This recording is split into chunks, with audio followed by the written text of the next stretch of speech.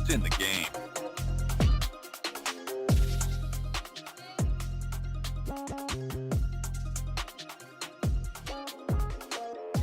What is up, everybody? Welcome to the In the Game podcast. I'm your host, Jordan. Stacks on Stacks on Stacks Lats.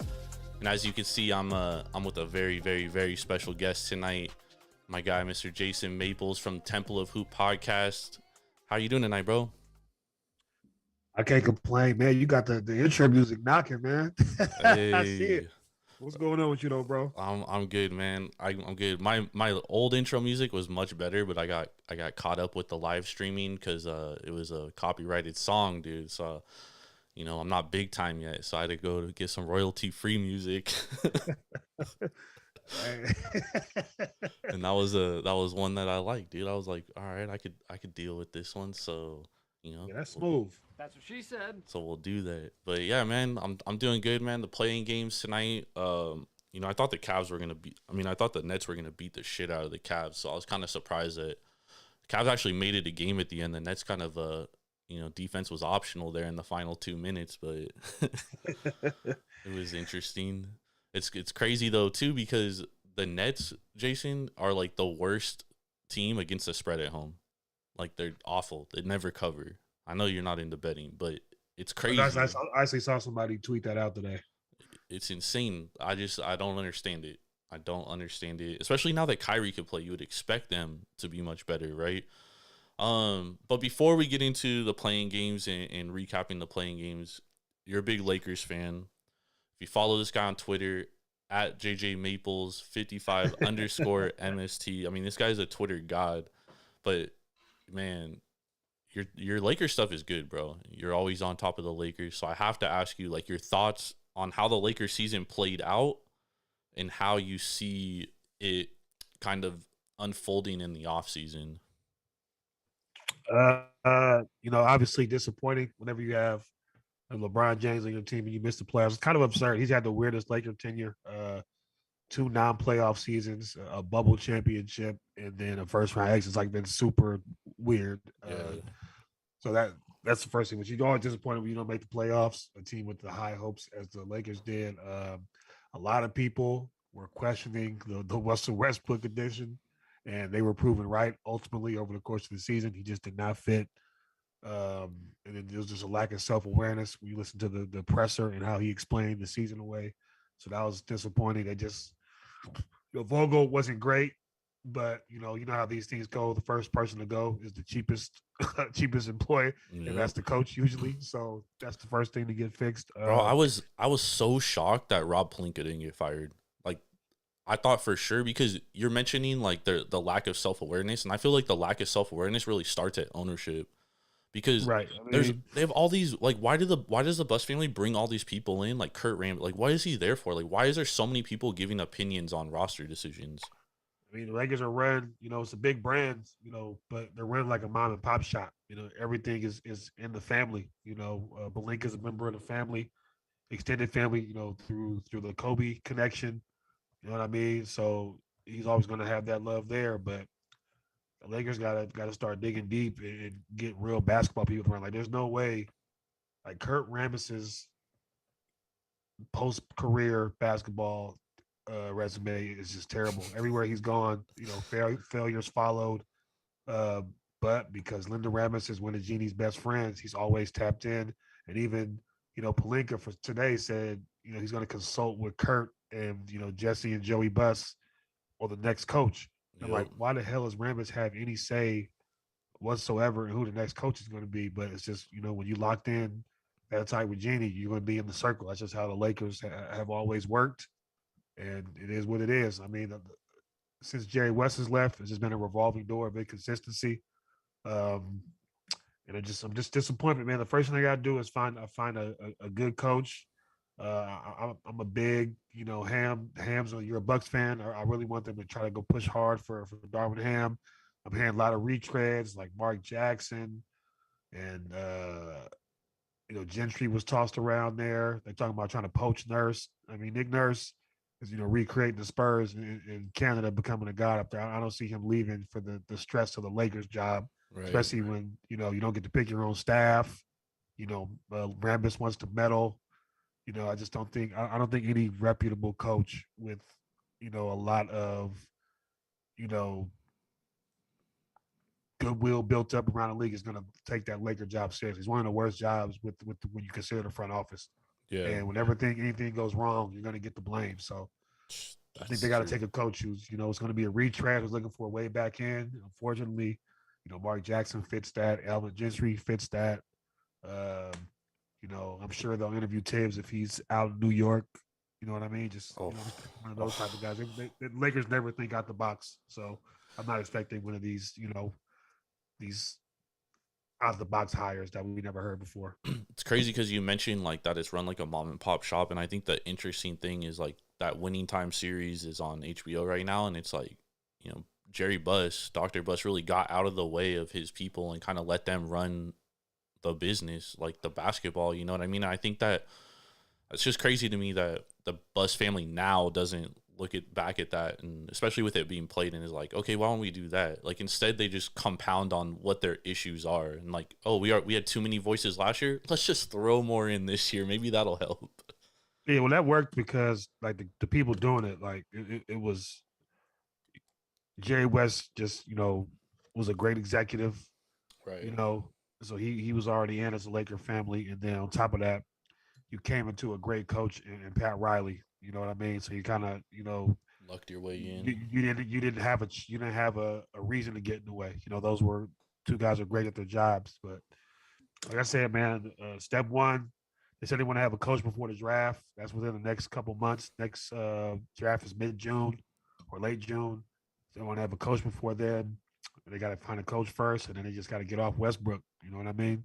And the big decision, I understand both sides of it. Is if they're going to attach those picks in the late, 2020s to get off Westbrook. Those are going to be valuable because LeBron's going to be gone. You see how the Lakers are ran. It's very high probability those picks are going to be at least top 10. So Yeah. the Lakers got to decide, are they going to come off those or, hold on to those? I think that'll ultimately be, the sticking point with everyone getting off Westbrook. Do you think that like as far as a coach goes, because I think we're both on the same page that like a good coach, like Nick Nurse, I hear Nurse's name getting tossed around. It's like, why would he leave his job for Exactly. that job? Even, yeah, even Quinn Snyder, like he was turned off by how the Lakers handled the, you know what I mean? It's like, The it's just weird, firing. man. Like Vogel, for all his faults, people pointed out, he did win a championship there. Yep. And 10 minutes after his last game, when he's talking about how well his young players played in the last game of the season, the guys who were caught up, it's on Twitter that he's been fired. It's just the Lakers is so unprofessional, with how they do things. Even Yeah. the Sacramento Kings waited a day before the Gentry news, got released. Just give the man some decency, man. He did, was a part of a championship team, Yep. but the Lakers is just, I don't know what the angle is sometimes with the front office. It's very weird. They don't get what's going on. So who do you think? Who's your? I mean, not who you want, because I think who you want is probably unrealistic. But who do you want? Who do you think the Lakers are gonna hire? What's your pick? My pick again, Darvin Ham. That's my pick. But I just think it'll be Mark Jackson, Alvin Gentry, Tom Thibodeau, like one of those retreads. Obviously, I know what the Lakers, they always like, you either got to be in with the family or they want somebody with experience. So you know what I mean. So it'll be somebody who falls under one of those two boxes. You know what I mean. What do you think the realistic? Um, do you think it's realistic that Westbrook is traded? What's more? What's more? Or let me phrase it this way: what's more probable, Anthony Davis getting traded or Russell Westbrook getting traded? Oh, Westbrook. Like I said, people just looking at the play, which is fine, which is not great, obviously. But I will say that a $47 million expiring contract does have some value in the NBA. Yeah. If you have a lot of contracts that extend beyond this year, you want to get rid of Knicks, Hornets, Pacers. It's a quick way to get off that and clear your books if that's what you want to do. And you know, I know the next year is going to be a big tanking year because Victor's going to come out and he's supposed to be one of the most generational prospects, of the decade. So next year's going to be a big tanking year. So teams want to share contracts, and possibly John Wall, Russell Westbrook, just stay home, or we'll buy you out, and just kind of tank for Vic.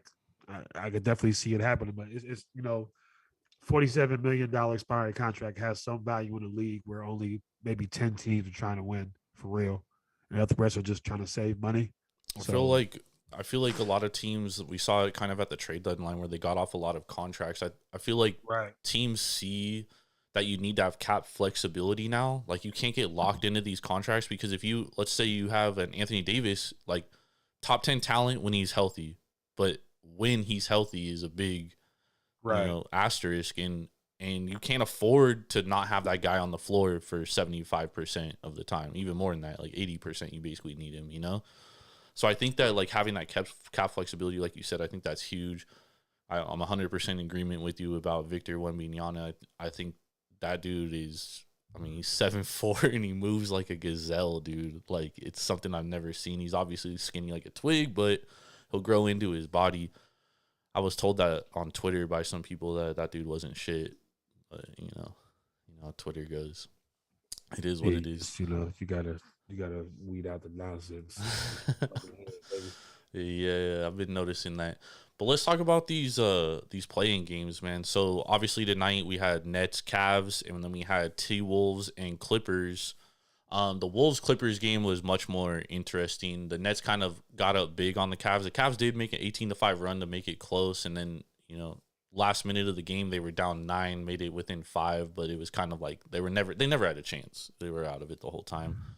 But what's your thoughts on like the Cavs, how their season went, getting into the playing game as the 8 seed, and let's talk a little bit about Brooklyn, dude, because Brooklyn is a big wild card in the Eastern Conference playoffs.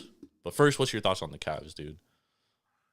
Just a great season, regardless, man. You look at put everything in perspective. Probably would have got home court if they didn't just get ravaged by injuries, man. Just Allen.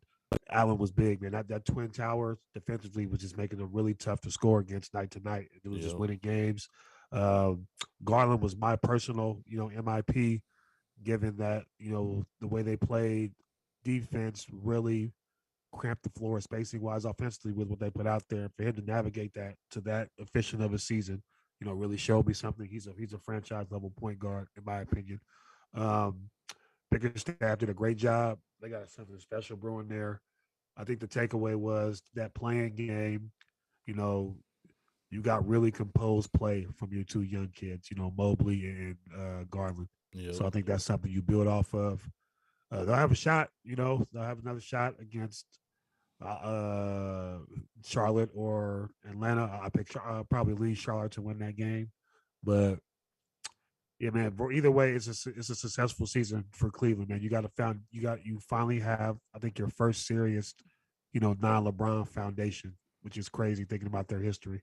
They have a serious chance to build something special that's not involved with LeBron. Seriously, dude, I saw that stat where like this was their first winning season without LeBron since like 92 or something, or 90 something. I was like, Jesus Christ, dude. Like, damn, I was a kid back then. Like, that's pretty incredible. But yeah, man, I agree. The Cavs were good. Darius Garland is very nice, dude. I think him and Mobley are going to be a great tandem. If Okoro can ever come around, they could have something. Going to be very interesting though. What's your thoughts on Brooklyn though, and kind of like where they're at moving forward in the playoffs? They got to face Boston in the first round. Next year I'm high on Brooklyn next year. I think with a motivated Simmons and what they do, I'll probably pick them to come out the East next year. Uh, Depending, obviously, Giannis is always going to be Giannis is the man right now. So we'll see what happens. But I probably pick Brooklyn next year, but they don't scare me this year as much as they are everybody else, especially with the matchup they got. They got a red hot Boston team who's going to defend, has players who have been in multiple playoff series. I think Marcus Smart is going to defend Kyrie about as well as you can. Kyrie is special, but I think Marcus Smart is probably as good as it gets as far as guarding him. Uh, I don't love Brooklyn's defense over the course of a series. Uh, Out of respect for KD, I picked Boston in 6. I think he's KD's not going to get swept or beaten 5. He'll win a couple games, but ultimately I just think Boston's a better team top to bottom. If Time Lord was playing, I would definitely pick like something like Boston in 5. But I'll go Boston in 6. I think KD gets them 2, especially without Time Lord there. But that Boston team is just they're an underrated contender. I know Time Lord probably knocked the championship aspirations away from people, but as far as just being legit, contender, they're right there. I just don't think the Nets are just going to throw something together and beat them in a series. Like I think playoff basketball is about your cumulative, chemistry, playing together, establishing continuity, and the Yeah, Nets are just devoid of a lot of that, going into this series. Like I said, Kyrie was going supernova 12 or 14 at one point, and it was a 6-point game with 3 minutes left. You know what I mean? So, yeah. No, you know, I agree with that. I don't know. I think Boston's still dangerous even without Robert Williams. I know Robert Williams obviously adds like a level of rim protection, but Boston, they got Tatum, Jalen Brown, and I feel like they've both taken a step this year, and they've been, second half of the year, because I mean they defend all the time, right? It was just a right. matter of, they went through a stretch where like no one was passing each other the ball and shit, and that's what was really, Right. we had all that drama where Marcus Smart was saying like they don't play team basketball, and then obviously around like January things started clicking with them. They To, made a great trade at the trade deadline. yeah, Getting for Derek Derek White White. that was insanely great trade, and they didn't give up much at all. No, they didn't. Just a first Save the round pick. Spurs, save the Spurs money. Yeah. No, that was a good trade, but also helped the Spurs. To be honest, the Spurs were a different team after that trade too. So It freed up Dejounte. yeah, so I mean, it was a good trade. I'm man, it's tough picking against KD, dog, in the first round. I'm gonna be honest, like the two teams I didn't want to face as a Bucks fan were Boston and the Nets. So I'm glad one of them is gonna get knocked out here. Yeah, I got get it. The allure, the KD, boogeyman, top 3 player in the league, obviously, but I just Boston has a better team, and Tatum played like a top 5 player the second half of the season anyway. So Yeah, that's true. if you get him and KD to play remotely, if he can play KD even remotely to a stalemate, Boston is clearly the better team. It's funny because I did the playoff preview with Sean last year, Sean G, and he was saying that the Boston Celtics were going to get swept last year by Brooklyn. Obviously, they won. They did sweep them, right? Did they sweep them last year? Tatum got him one when he went Yeah, for they got him 50. one, and I was like, bro, Tatum's gonna ball out at least one game, and they're gonna He hold had this 50 when court. he won. Yeah, Now it's gonna be opposite. Now it's like, all right, the Brooklyn Nets aren't gonna get swept. KD's gonna go off for at least 1 or 2 games and keep them in it. But you also got Kyrie. I think the other thing that's very interesting in that series too is that Kyrie does not play well in Boston, dude. well, they're a good defense on top of it. Marcus Smart is probably the best defensive guard in basketball. So, he's probably the most equipped from a strength and speed wise to deal with what Kyrie does offensively. So that doesn't surprise me at all, to be honest. But against them at home, he does well. He's not bad. It's when he plays in Boston, he struggles. Man, maybe like Big Baby said, man, he stepped on Lucky's face. Hey, karma, man. All right, let's move over to the second Eastern Conference playing game, the Charlotte Hornets and Atlanta Hawks. Right now, First to 130. yeah, I mean that What's the, honestly that what's the, might be what it is. what's the over under? Is it 240? It is. Hold on, damn, I thought I had it up. I'm pulling it up right now. I'm pulling it up. Over under. So Charlotte 5-point dogs right now. The lines. Right. What's the over under? What's the score? What's the over under? It is 236. Yeah, I know. I know it was close to 240. But I know 120, at 120 each. It was yeah, that wouldn't surprise me at all. Yeah, It's two two teams 236. that just really struggle to get stops, but it's going to be entertaining. Wouldn't be surprised if LaMelo and Trey had 30-point triple doubles. Just because the level of defense is going to be all-star game level defense is going to be played out there. Honestly, the So last the two times or three times they've played this season, one of them was high scoring. The other two, 116 to 106 and 113 to 91. oh, okay, who won the series? It was Charlotte 2-1. Okay.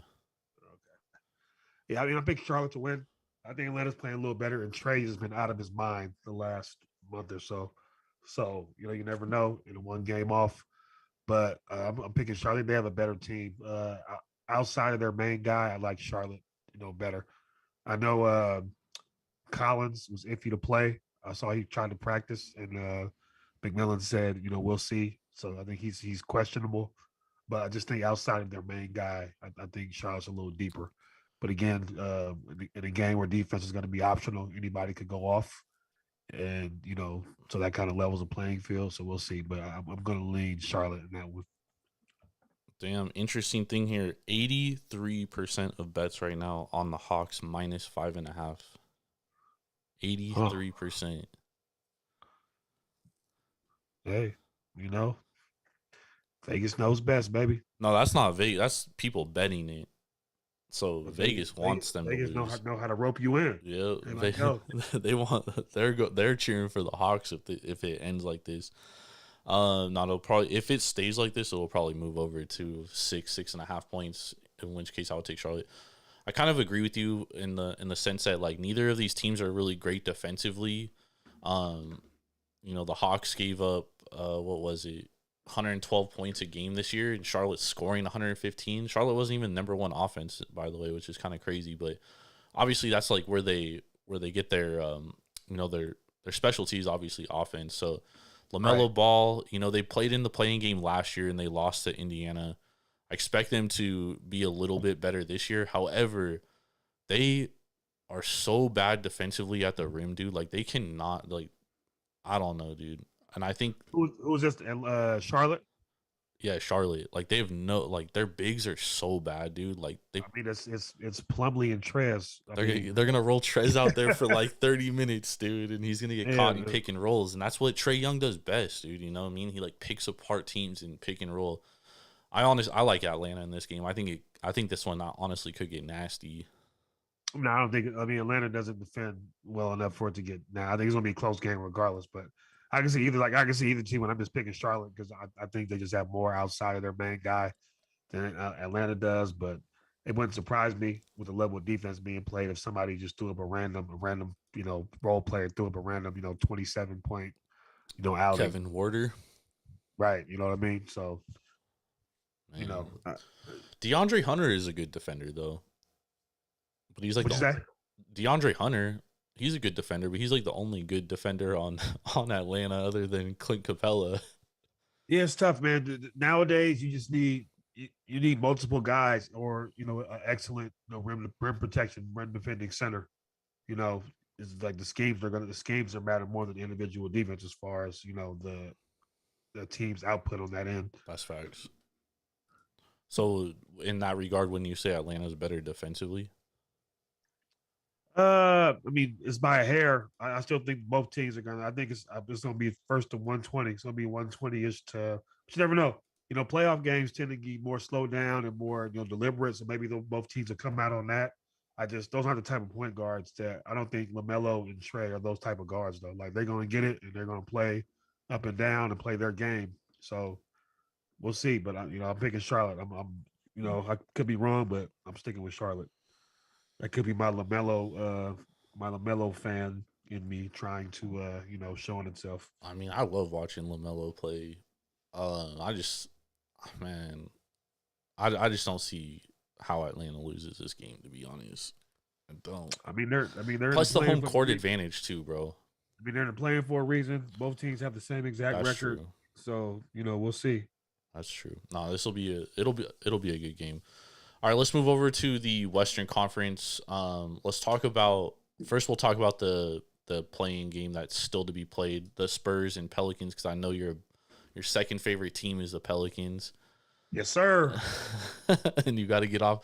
You got to get these Ingram takes off. So let's talk about the Pelicans and the Spurs. Right now, the Pelicans are a 5.5 point favorite. They're obviously going to be at home Over under in this game 226 too, Jason. That doesn't surprise me. Nah. That doesn't surprise me. The over under. Oh wow. So here's why I am with this matchup. So the Spurs have been giving the Pelicans hell over the last 2 years, but the last time they won, that was CJ's first game as a was CJ's first game as a Pelican. Pelican. But the Pelicans, so the Spurs went 2-1. I just think with Dejounte being sick and trying to kind of recovering from whatever illness he was, you got Ingram, CJ, JV. The Pelicans should win this game. They should win this game. Yep. But again, the team that struggles on defense, you never know. You come out struggling. Spurs is close late. Pop knows how to manage a game better than most. Big shot here. A correct, a minor adjustment there, and you find yourself in a dogfight. Lo and behold, season's over. Like it's a one game off. This March Madness of the NBA, right? Just playing. So Anything can happen. Yeah, so in the series, I think the Pelicans, but one game off, the Pelicans should win this game. They are the more talented team. Agreed. They are definitely the more talented team. That should be very interesting. I think the Spurs coming off 3 losses, and against 3 playoff teams, I think that kind of is that's some bad momentum. Obviously, DeJounte Murray wasn't playing, so when he was playing, they were playing really well down the stretch. They won like 9 out of 10 at one point. So this could be very interesting. One thing I've noticed about watching some Spurs games down the stretch, because I've bet on them a couple times, is that since Zach Collins has gotten more healthy, they've been a lot more what's the word that I'm trying to find? They've been a lot more dynamic as a team, because he can do so many different things. Like he could stretch the floor, and he's good defensively as a 7-footer. You know what I mean? And he's a mobile big who can shoot. Yeah, Yeah. I think the thing with Zach Collins was it was never about his play. He just could never stay on the court, bro. You can never stay on the court. But everybody, has been big on him, or as far at least being a role player. Yeah. You know what I mean? But he's definitely a good rotation center that definitely opens up what they do on both ends. I know you hate this stat, but he has like one of the highest PERs in the history of college basketball, if you could believe that. Gonzaga, right? Yeah. It doesn't surprise me. It's crazy. Efficiency, you baby, dude. It's crazy, but it's because he does so many things well, like you said, dude. He's very he's good, dude. He's a good player, but man, I like the Spurs in this one, Jason. I'm gonna go against you here. I think this is gonna be the one game where the road team wins. I mean, like I said, the for some reason the Spurs have had the Pelicans number over the last 2 years. Like it would not, it wouldn't surprise me. But I just think I'm telling you, the Pelicans should win this game. Are the more talented team. Well, they have show up. They have the best player for sure. I mean, this, I don't know. DeJounte was pretty damn good this year. He was pretty special this year. He almost averaged a triple double and was super efficient doing it. Yeah, he's an elite defender. So I don't know about that. It's close, but as far as two-way play, he's probably the best player in the game. But I just think you get 50 points between CJ and BI, another 19 to 20 from JV.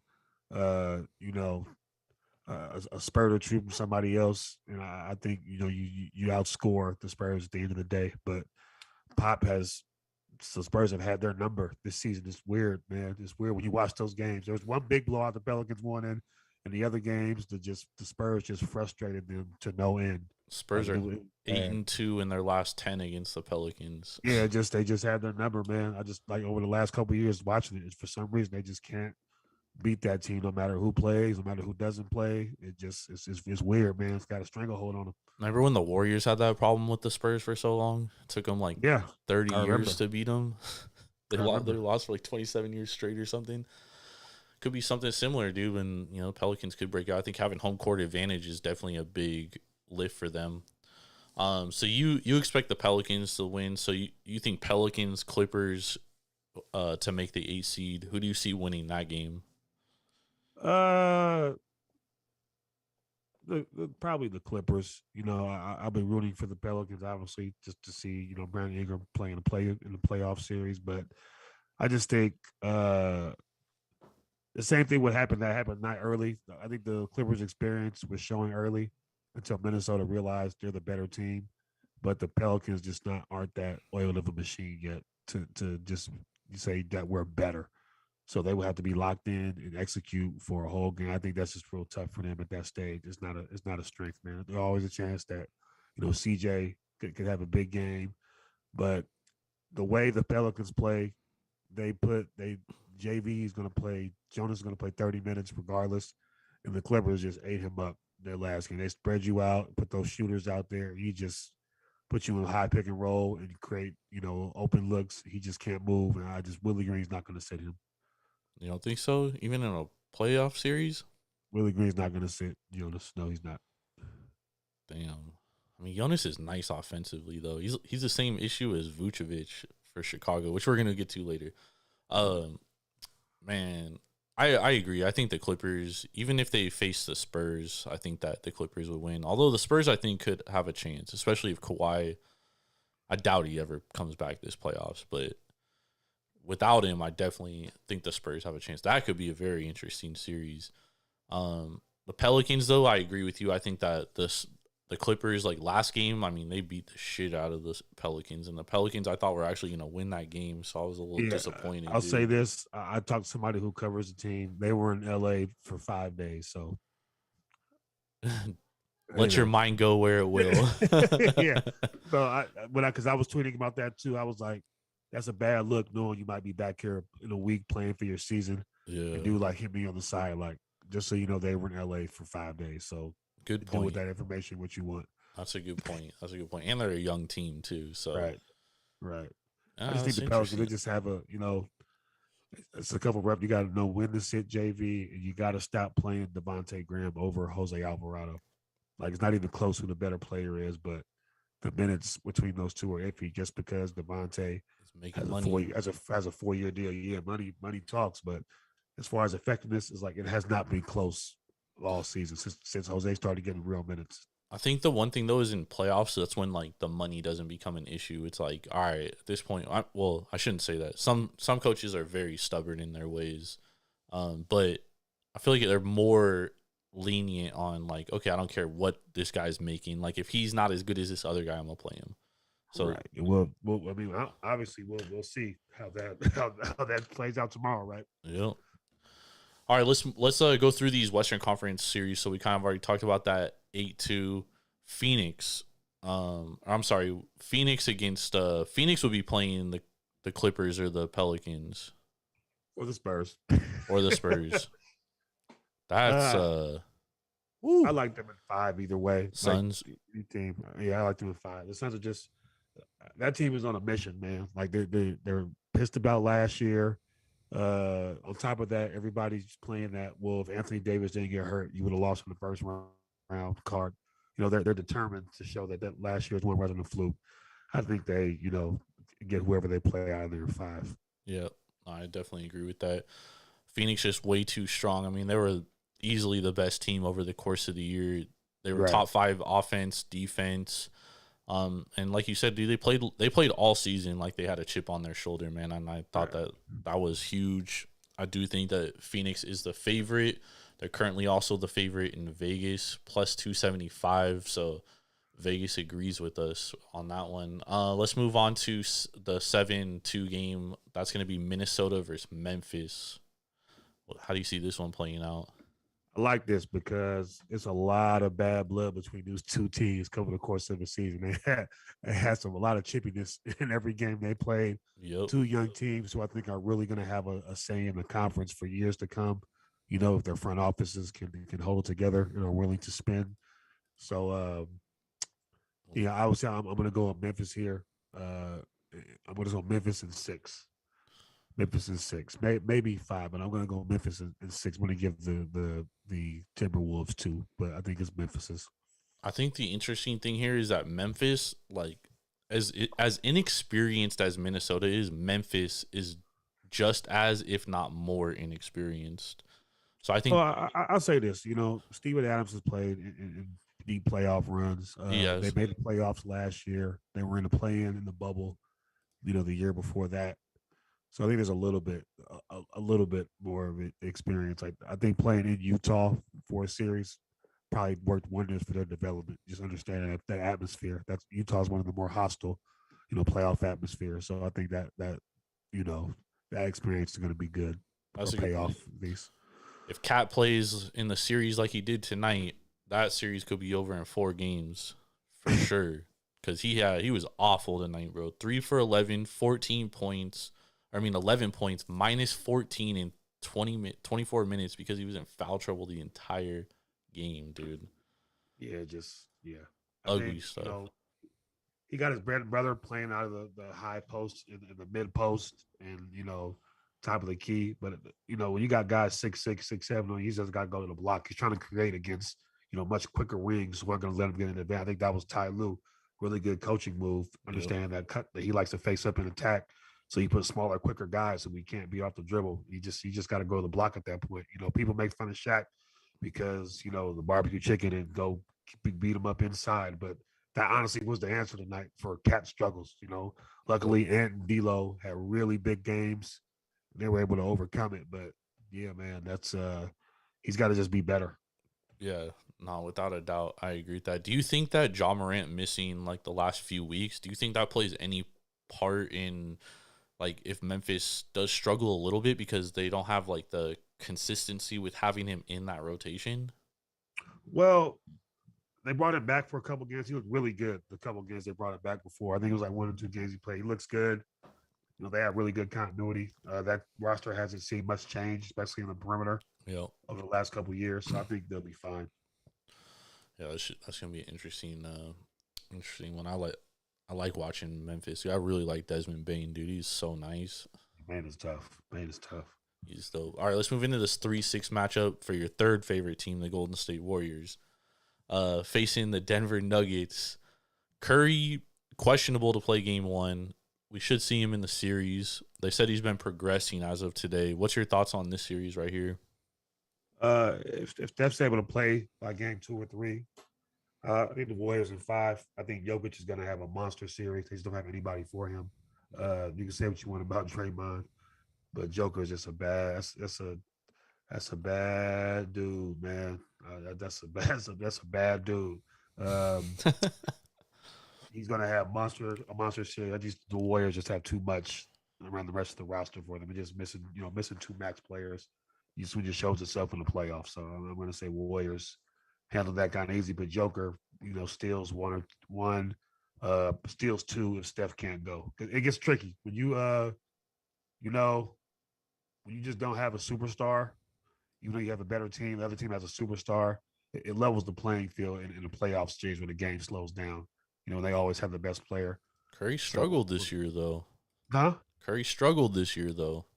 Yeah, but his presence alone just makes the game easier for everybody else. And that's probably what was his biggest strength, despite his struggles. He made the game so much easier for everybody else to get looks. That's true. So that's where I think his value showed a lot this year. But yeah, man, if he doesn't play, I'd say the Warriors still handling the 6. The next round will be the issue if Curry's not 100%. But the first round, they should be able to make it out. But Joker, like I said, man, that's a bad dude, man. He'll mess around and extend that series if the Warriors aren't careful. Yeah, it's funny you mentioned Cat earlier about how he should have posted up. I feel like that's what Jokic is good at. Is like when he recognizes a smaller mismatch, like he'll take him in the post, or if he has a Yeah, bigger dude on him, he'll take him outside. Like he's very.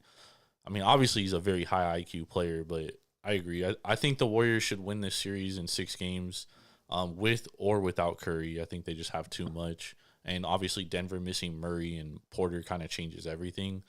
So I like the Warriors in 6 here. What about Dallas and Utah? Dallas could be uh, without Luca. yeah. I mean, it's just if Luca plays, I was going to pick Dallas in like 5, just the way Utah was spiraling. Hmm. But if Luca isn't there, I think Utah in 6 because I think Dallas is an excellent their defensive team. That's shout out Jason Kidd for what he was able to They don't have a guy who I would, you would consider or is known anyway around the league as a lockdown defender. And they really had just a great team defense. So that's kudos to scheme and continuity. So, Dorian Finney-Smith, dude. right.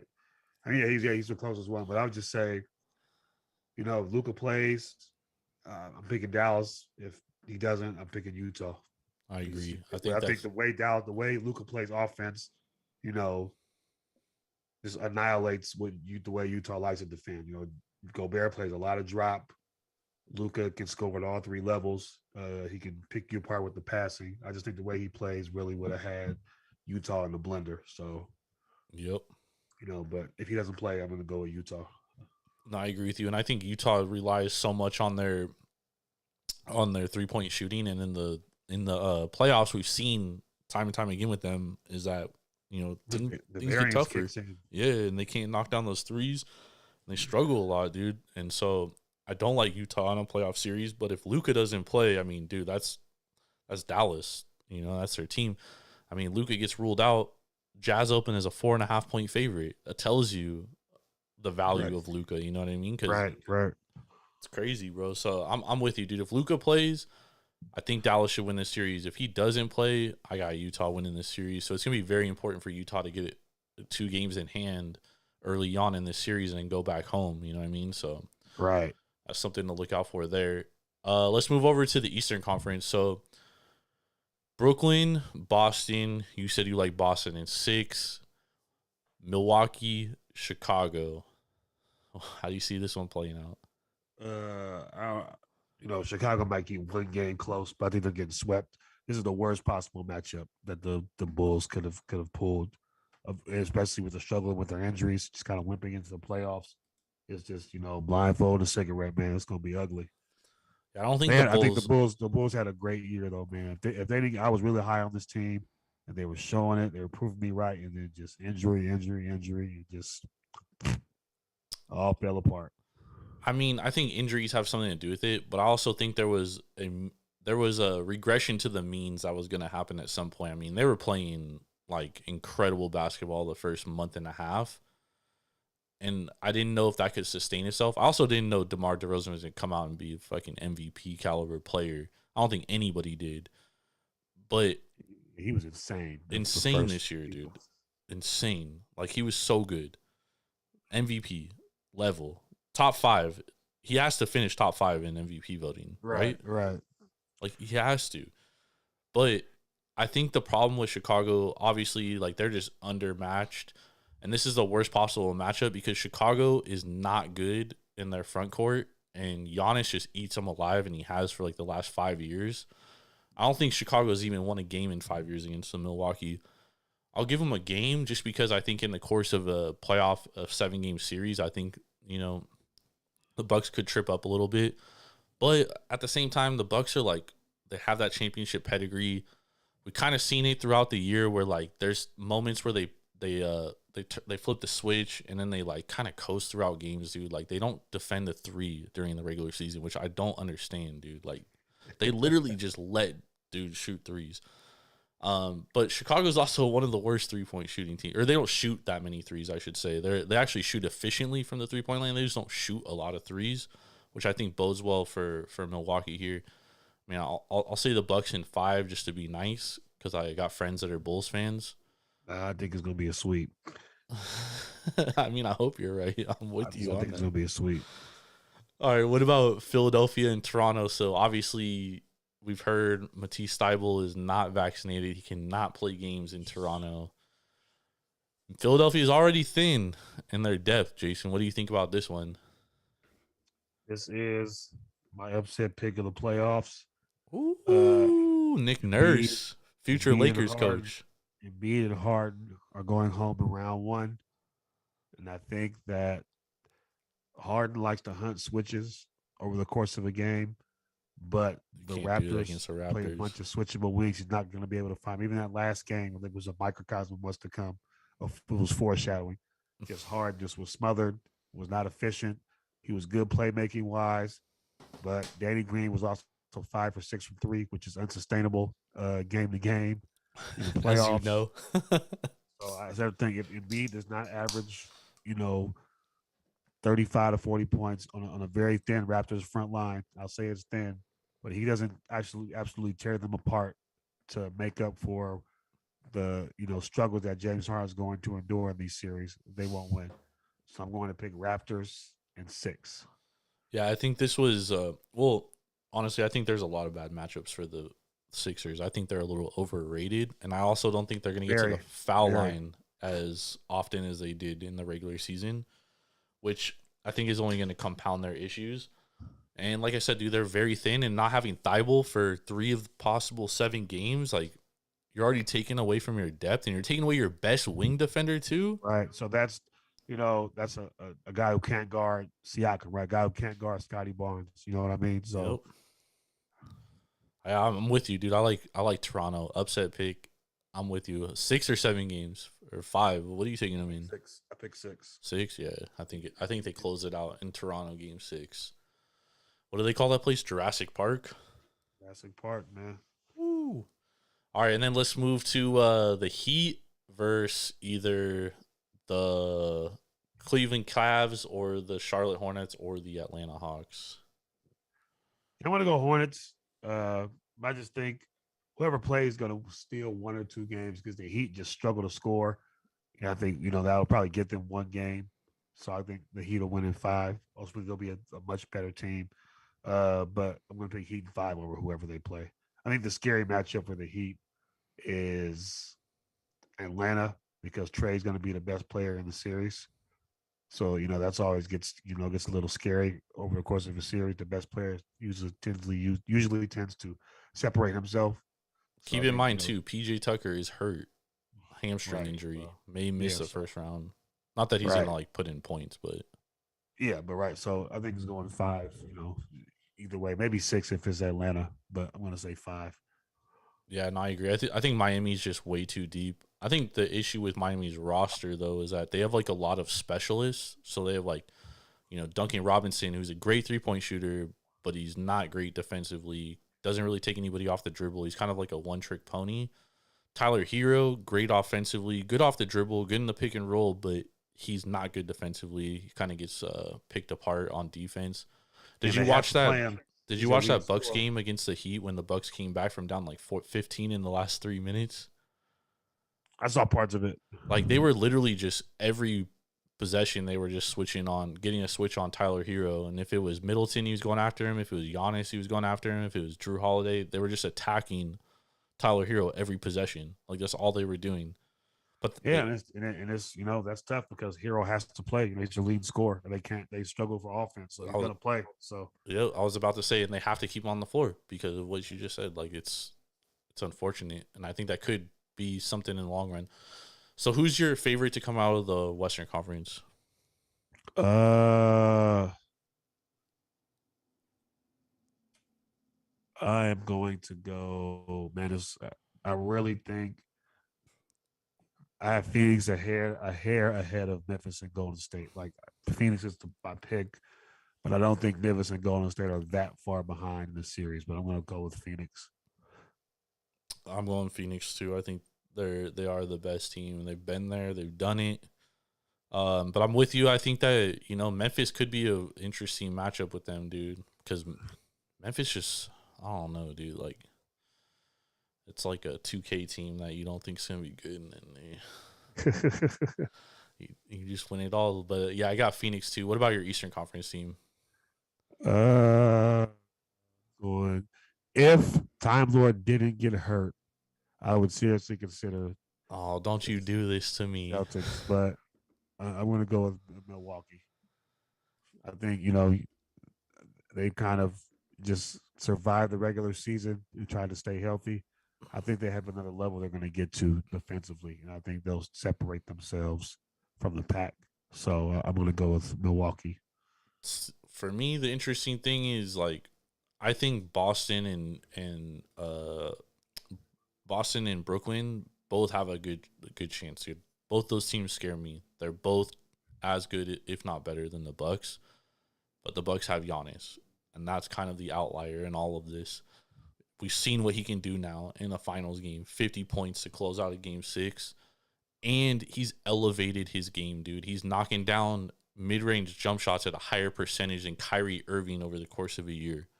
Right. Yeah, I saw that. You know what I mean? Like this is special stuff now that we're seeing, and because of that, I got the Bucks coming out. Obviously, I'm a Bucks fan too, but y'all already know that. Either way, I can't pick against the Bucks, even as a smart bettor. Last year, I had the Brooklyn Nets winning the championship, and I was absolutely wrong, and I was glad to be proven wrong. But yeah, so you got Milwaukee, Phoenix. I got Milwaukee, Phoenix, which means that it will not be Milwaukee, Phoenix. It's gonna be like Memphis, Boston, probably. And then you could say you won too because you know, you had the Celtics as well. You like them a lot. Yeah, like if Time Lord was there, I think that would have been like a war. I just think they have. I like Horford, man, but just over the course of a series, Giannis just throws him in the washing machine, man. That's true. That's true. I just hope Middleton can be consistent enough because he has not been good this year, dude. He's been, well, I shouldn't say he hasn't been good. He's been very up and down, dude. Like Chrissy Mids, dude, we've Chrissy seen. Mids. But I mean, like the up and down this year has been crazy. Like it's been like the stock market the last year. Like one day it's up and then it's all the way down. It's terrible. But thank you, Jason. I appreciate you for joining me for tonight. Definitely got to get you on again, man. I always love talking hoops with you. You can follow him on Twitter at JJMaples55_MST. My guy's a great follow, a knowledgeable hoop head, a junior college basketball coach, and his team was a game away from the state championship. That's how good. That's how good this dude knows hoops, man. Trust me. But thank you again, dude.